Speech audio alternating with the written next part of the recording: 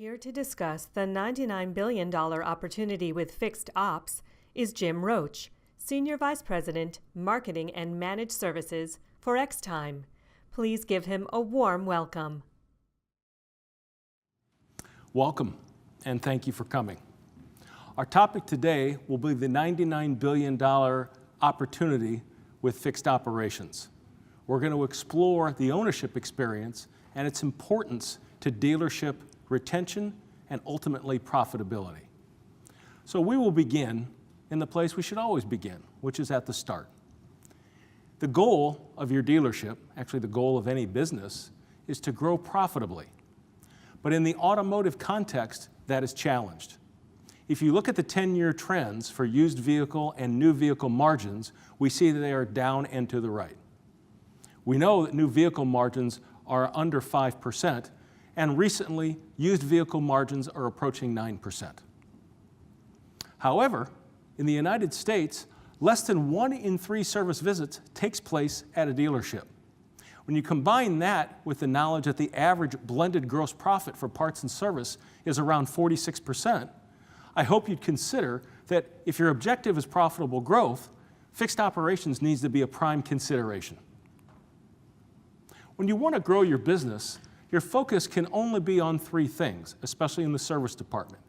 Increase the number of repair orders that are coming through your shop, increase the spend per RO, or decrease your costs. And all of us as managers spend most, if not all of our time, pushing and pulling the levers in one of these 3 buckets. Put simply, your growth strategy needs to be hang on to your customers and take somebody else's. But when you take that and put it in the context of profitable growth, you realize that your primary focus needs to start with the lowest customer acquisition cost, because that drives down your marketing and advertising expenses. And dealers know that retention is key. As a matter of fact, based on recent research, 64% of dealers said that customer retention is their primary concern. And let me be clear, we didn't say it's a concern or one of my concerns. Customer retention is the primary concern. If you compare that to 20 years ago, you see that the trend line for customer retention is going up and up. Fixed operations is very important to the health of the dealership. Customer retention is very important to the health of the dealership. But again, in the automotive context, that's challenging. According to IHS Polk, automotive brand loyalty averages about 51.5%. Put simply, that means roughly 1 out of 2 customers never buys from you again. And you lose not only the vehicle sale revenue, but the associated service revenue. And even the top performers, Ford at 64%, and Toyota and Mercedes at around 58%, that's really nothing to write home about. So there's a lot of headroom for improvement in automotive when it comes to customer retention. The expense benefits of loyalty are well understood. If you look at the chart, which is from NADA, you see that the expense trend for advertising expenses is up and to the right. As a matter of fact, in 2015, the expense to sell a new vehicle per unit is $617. And just let me be clear, that is Tier 3 money. Those are checks dealers write. That is not regional money, that is not OEM money. That $617 advertising expense is checks dealers write. If you look, what you see is that since the recession, advertising expenses have increased, and for the first time in 2015, they topped pre-recession levels. It's an unsustainable trend. Contrast that against what John Wiley & Son said, which is the cost of acquiring a new customer is 10 times more than keeping an existing customer. So the expensive benefits of loyalty should be well understood. And the revenue benefits of loyalty are also well understood. Recently, General Motors said that for every 1% increase in sales retention, that translates to $700 million in increased revenue annually. $700 million for a 1% increase. And if you do the math, that averages out to $150,000 per year for every dealer in the United States, every General Motors dealer. So not only do we know the expense benefits of loyalty, but the revenue benefits of loyalty. So now that we've established our premise, which is profitable growth is driven by customer retention, I like to take a step away from automotive and see what other companies are doing outside of automotive. And I always start with a company that I feel is the gold standard, and that's Amazon. We've all used Amazon. We know what the process is. It is a marvel in taking the friction out of the buying process. You get an email advertising something that piques your interest. You click on a picture or a link. It takes you into a shopping site where you can browse goods, look at prices, delivery, amenities, surveys. You drag and drop your selection into a shopping cart. You pay for it. You get an email confirmation of your purchase. Then you get regular email statuses as the delivery gets closer. And now I've discovered over the holidays that you get an email when the package gets dropped on your front porch. It's been delivered. It's a marvel in taking the friction out of the buying process. Let's talk about a few others. Uber, the disruptor. For those who haven't had any experience with Uber, you have an app on your phone. When you want to go from point A to point B, you pull it up. It allows you to select the mode of transportation, regular car, a limo, what have you. It allows you to look at ratings of your potential driver. It tells you how much it will cost. You say, yes, sounds good. It tells you the location of the vehicle and how many minutes until it reaches you. You get in, you get to your destination, it's billed to your credit card, and you're on your way. That completely upended the almost century-old taxi industry, just by applying clever use of technology to create a superior ownership experience. But let's look at something that's even more mundane. How many have ordered a pizza from Domino's lately? If you haven't, try it. It's a beautiful experience. You get a coupon emailed to you. You're hungry, you click on the coupon. It takes you into the website where you can configure your pizza in one of, I think, up to 1 million different ways. And then it tells you when it's being staged, when it's in the oven, and when it's in the vehicle and how many minutes until it gets to you. Here's the thing. You can get that experience for a $10 pizza, but you can't get it for a $40,000 car. Yet these companies outside of automotive are reshaping consumer expectations of what they should be getting inside of automotive. If the service experience was like Amazon, you would get an email telling you something relevant about your vehicle. It would be personalized and it would have context to you. You'd click on a picture or a link and it would take you into a shopping experience. In this case, you're shopping for a service appointment. It would allow you to review pricing, other information you need to know about your vehicle, check for recalls, look at prices, and book your appointment online by dragging and dropping into the shopping cart. You would then get an email confirmation confirming that you had an appointment and the details. And because this is an automotive service experience, when you arrived at the dealership, someone with a mobile device would greet you at your vehicle and they would know who you are and why you're there because the appointment flowed through the process. You'd get regular status updates to the device of your choice. If you had to make changes, you would get the ability to do one-click confirm. And of course, you could pay online or in lane. That's if Amazon designed the process from end to end. Let's compare that Amazon experience with today's typical dealership experience. And just let me be clear, I'm not talking about your dealership, I'm just talking about a typical dealership experience. How you get invited to come to the dealership is typically you get a direct mail piece in your mailbox. And it'll be a sheet of coupons that really most don't have any relevance to you or your vehicle. And unfortunately, because it's direct mail, it's very, very expensive. But if you look, you're liable to find the website for the dealership somewhere on there. You go to the website, and you might find a link that says, request an appointment. You click on the link not knowing that literally what you just did is you requested an appointment because it takes you to what's called an email request form. You put in all the information, you press go, and that email request form gets emailed to somebody in the dealership, and unfortunately, 57% of the time, nobody looks at it. That explains why when you arrive at the dealership and you come into the service drive, somebody greets you with a clipboard with some paper and some Post-it notes on it and says, oh, I don't know, but I'll work you in as soon as I can.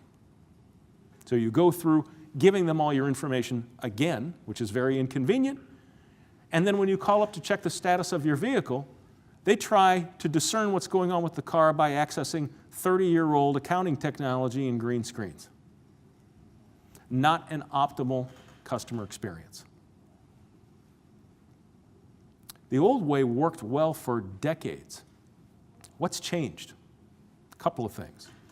As we've just demonstrated, when we talk to dealers, dealers tell us that customer expectations tops the list of trends. The expectations are rising, not surprising because of everything that's going on outside of automotive. Customers now want more than just, I need to get my car repaired. They want a good interpersonal experience, easy scheduling and prompt turnaround, fair and transparent pricing, good communications, and more we see the amenities. I need the coffee bar, I need the Wi-Fi, I need the on-premise childcare and what have you. Those expectations are being raised. There are some other things happening in the background that aren't quite as apparent. The differentiators are changing. I can remember a time not so long ago when the dealer would block out the windows of the showroom and a crowd would gather waiting for the new models to be unveiled. It was all about the product. But what's happened is advances in design and manufacturing have created parity. Ask yourself, when was the last time you really saw an ugly new car? It's been a long time. The reason for that is that there is a beautiful vehicle with great quality at every possible price point. What's the growing differentiator is the experience. In fact, Gen Y consumers state that the customer experience is 3 times, that's 3x more important to them than the vehicle design. You can find evidence of this all over the place. According to McKinsey, if you take a customer from having just an average experience to a wow experience, that can lead to a 30 to 50% increase in the likelihood to renew or buy another product from you. Gartner in 2016 said 89% of companies, 89%, expected to compete on the customer experience versus 36% in 2010.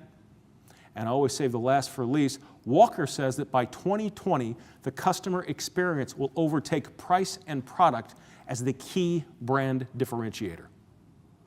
It is happening around us, and I believe we're a little bit behind. And we need to wake up to the importance of the ownership experience and take immediate action.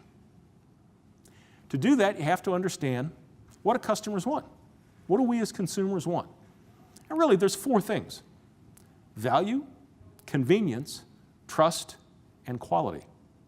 Those are pretty commonly thrown around buzzwords. So again, in the automotive context, let's talk a little bit more about what does that mean? Well, value is pretty straightforward. You need to tell me what I need, when can I get it, and what does it cost? Very straightforward. As far as convenience goes, you need to communicate to me through the channel that is my preference, that is most convenient for me. You need to come and meet me where I'm at. Don't communicate to me in the way that is most easy for you. Trust.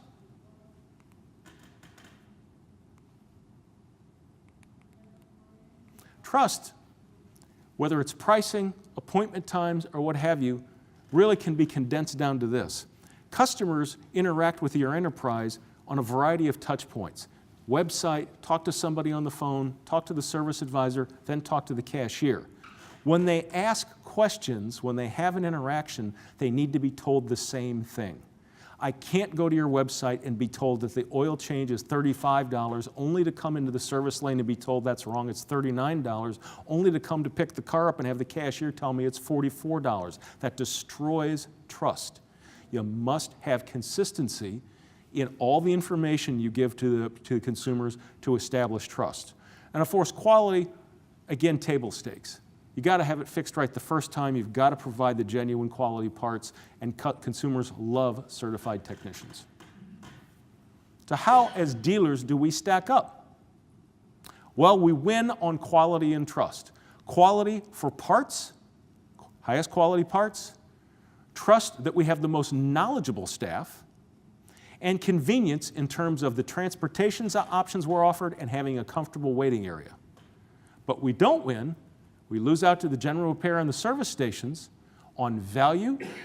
Consumers view the best pricing comes from the independents. The most convenient are viewed as the independents, and the independents are first choice for overall quality for major repairs. So we've got some work to do. And it's important. According to new car buyers, 85% said that a positive service experience influences the likelihood of purchasing another vehicle. 85%, approaching unanimous. The experience is important. But that quote is for new vehicle purchasers. Let's look at something that's a little less pricey. A lot of people think that an oil change is a commodity.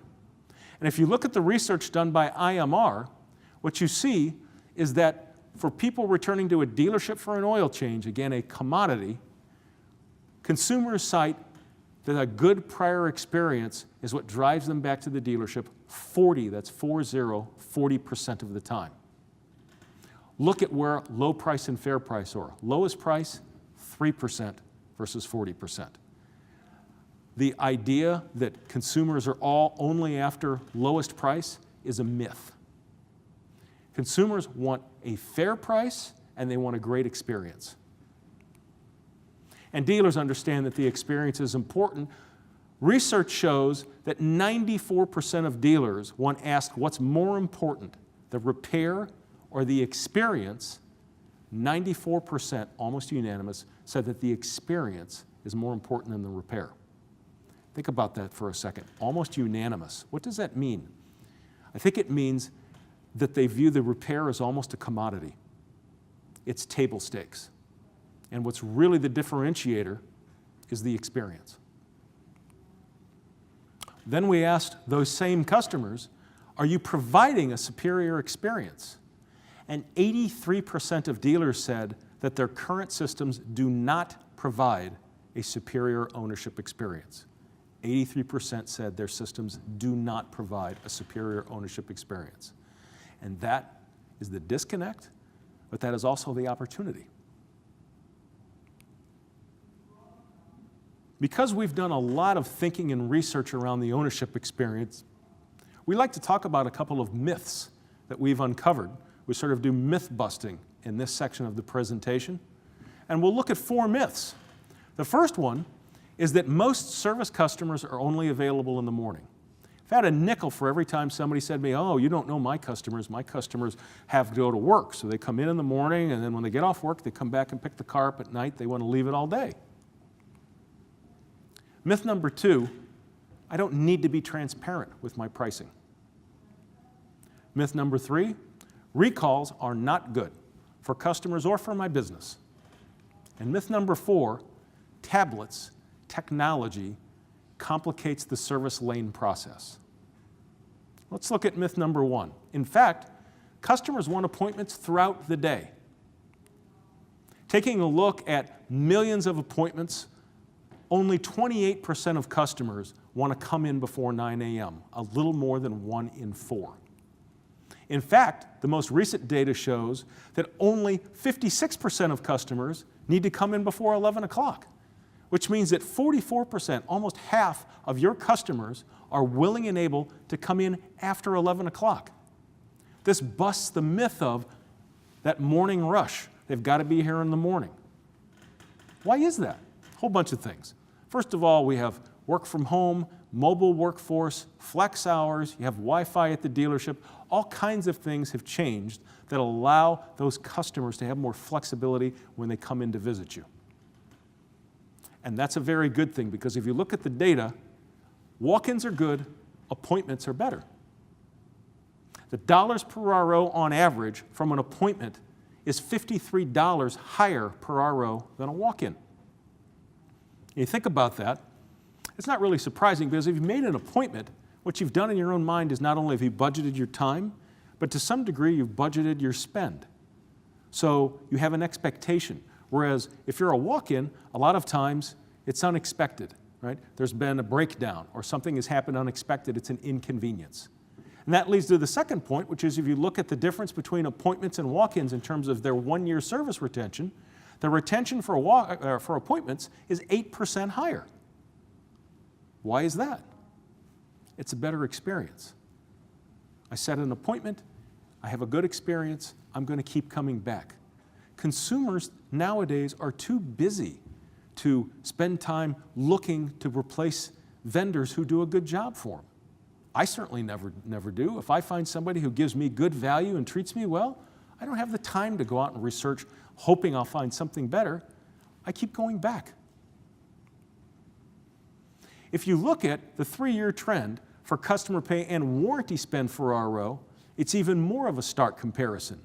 Appointments over a 3-year period are up 9.2% in terms of dollars per RO, whereas walk-ins are down 1% for the same period. So the chart says this trend is your friend, up 9% versus down 1%. And appointments, obviously, as they increase dollars per RO, they also reduce expenses. If you look at the text at the bottom of this slide, it notes that processing 60 appointments online saves you $300 in call center expenses. Why is that? Well, appointments are self-serve. The consumer is doing it themselves. You don't have to pay somebody to answer the phone, whether it's in the service lane or a BDC. The consumer is taking care of it themselves. So online appointment scheduling also reduces expense. This is a bit of an eye chart, so let me just give you the payoff. Another thing that's unique about online customers, 1/3 of them book their appointments after hours, when nobody is at your dealership manning the phones. This goes back to what I said earlier, which is today's consumer wants you to meet them where they're at. If they want to book a service appointment at 1 o'clock in the morning, you need to enable that. Why don't people schedule online? Based on the research, 45%, almost half, said they don't book online because they didn't know they could. And that one's on us. We need to do a better job of letting our customers know that we, like every other modern business, allows interaction with us through our website and to book and purchase things online. The next myth that's busted is consumers do want pricing. When surveyed, 70% of customers said they are most concerned about getting transparent cost estimates when setting service appointments. 70%. How does that stack up? 71% said the cost estimate is most important, versus 68% who said the choice of appointment time and day, followed way down the list by transportation options at 39% and choice of service advisors at 21%. Knowing the cost tops even the convenience of being able to choose your time and day. That one surprised me a little bit, but then I started to think about it. If you think about it, well, I'm going to guess that most of you flew here today, and most of you who bought a ticket purchased it online through an airline, of course. Raise your hand if you bought from the airline that said, we have the flight and the day and time you want, and when you get to the airport, we will tell you how much it costs. Of course not. Why would it be any different in the automotive context? You have to have transparent pricing. You have to get your prices out there. And I believe, because the myth is that the independents, the service aftermarket, is less expensive than dealers, I believe that's because we have not been aggressive in getting our pricing out there. I think we need to get the word out that our pricing is competitive. Recalls are bad. In fact, recalls done properly can turn a negative into a positive. First, a couple of facts about recalls. 19% of all service appointments booked now are recall related, almost 1 in 5. It's a huge volume. The average dealer sees 84 recall appointments each month. Interestingly, those recall appointments spend almost $10,000 in additional customer pay. And about 50% of appointments generate some form of customer pay. So why is that?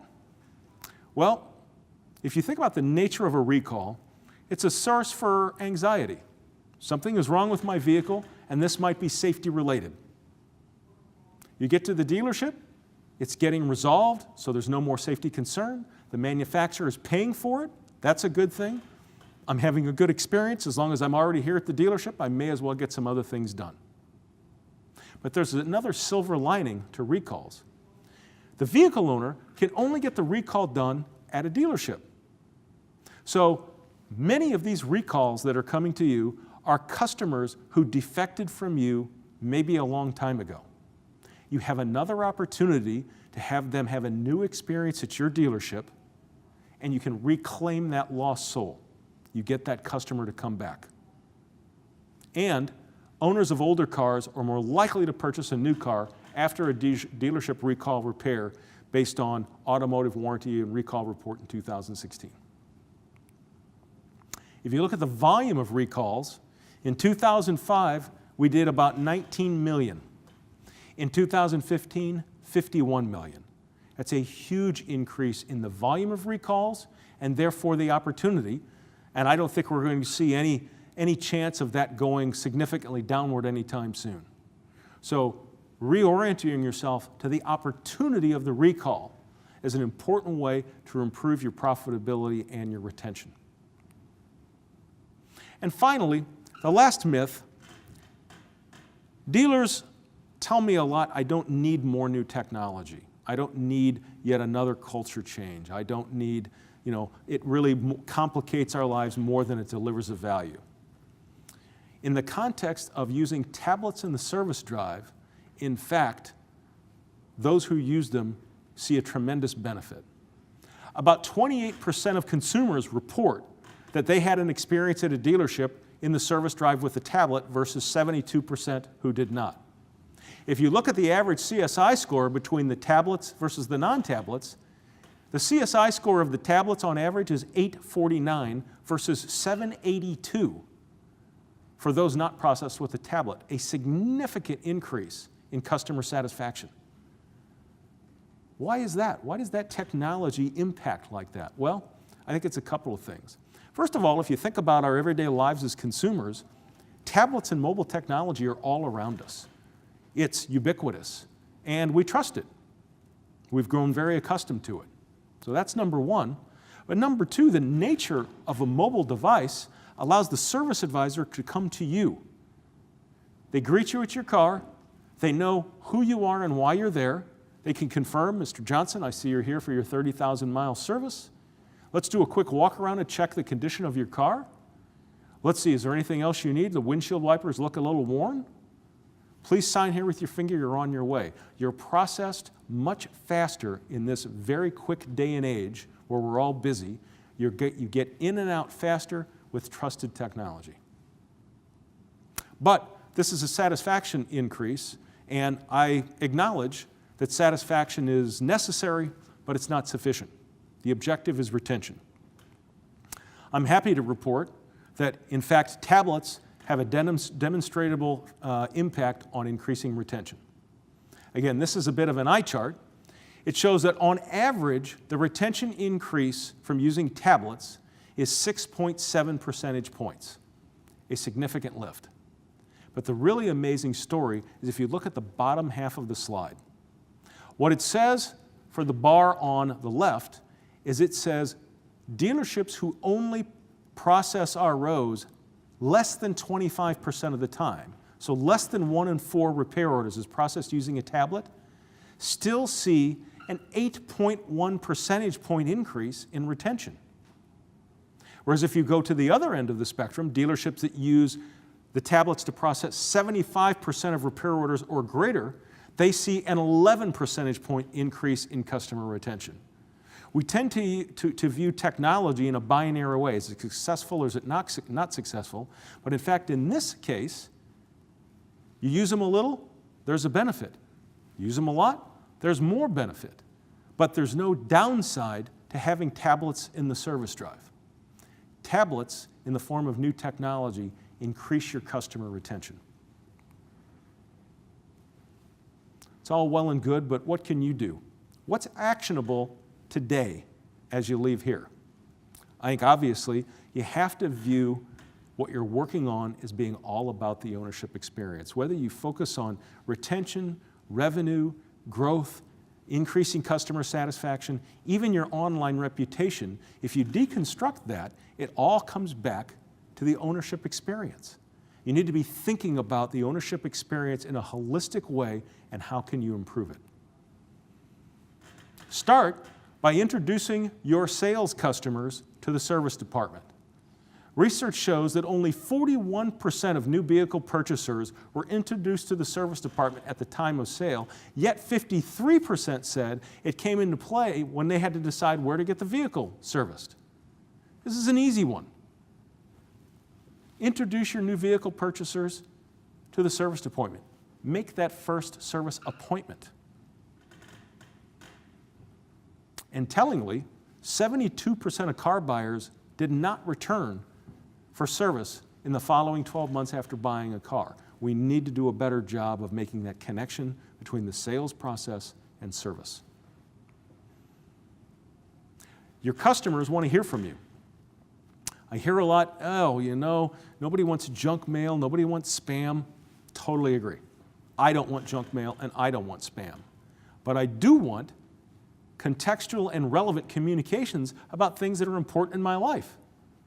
And when you put it in that context, if you look at the chart, 39% of new and 33% of new combined is over 70% said they want to be notified from a dealer or a manufacturer about necessary services and recalls. Over 70% of new vehicle purchasers said they want those communications.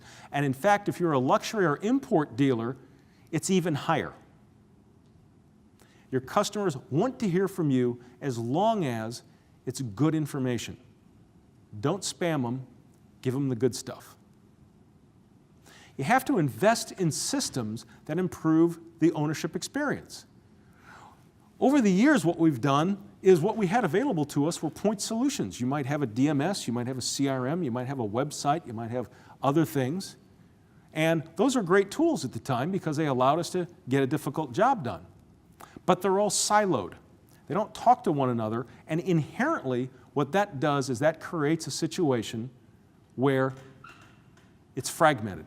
The experience is fragmented.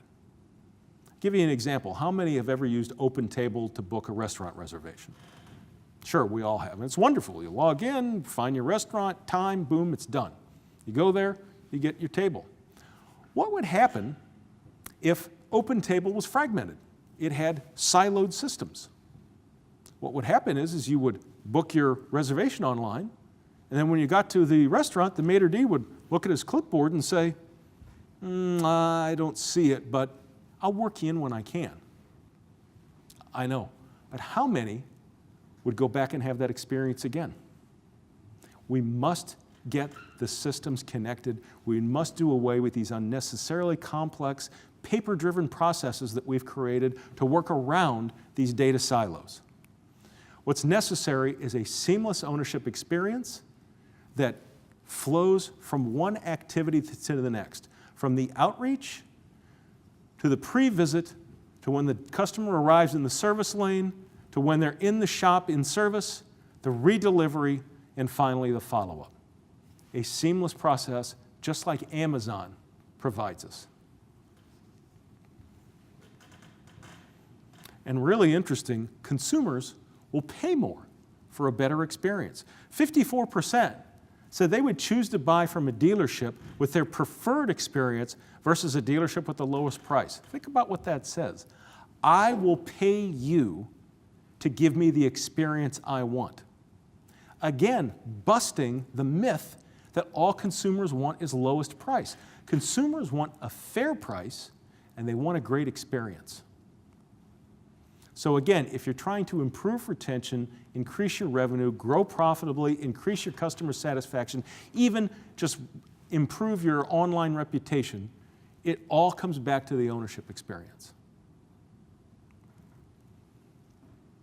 If you take nothing else away from our session today, please remember this slide.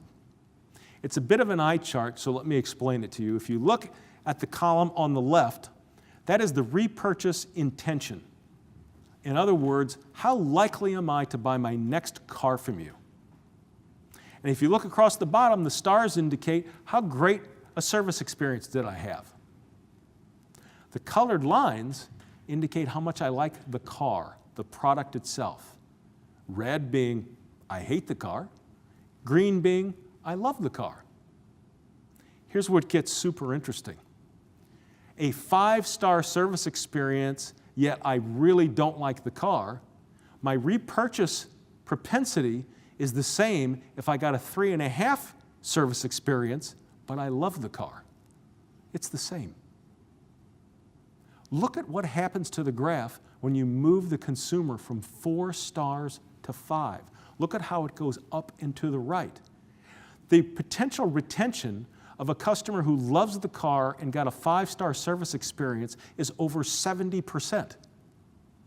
The average loyalty in the industry is 51.5%. Can you imagine what would happen to your business if you could increase your loyalty rate by 5, 10, 15%? This encapsulates the power of the ownership experience, the best that I have ever seen. Up and to the right as you move them from 4 stars to 5. So to recap, 64% of you said that customer retention is your primary concern, and 94% feel that the service experience is more important than the repair. 83% of dealers feel that their current systems do not provide a superior ownership experience. Why is that important? Because the ownership experience is what drives service retention. Service retention is what drives your owner loyalty, and owner loyalty ultimately is what drives your profitable growth. Thank you for coming today. I appreciate your attention.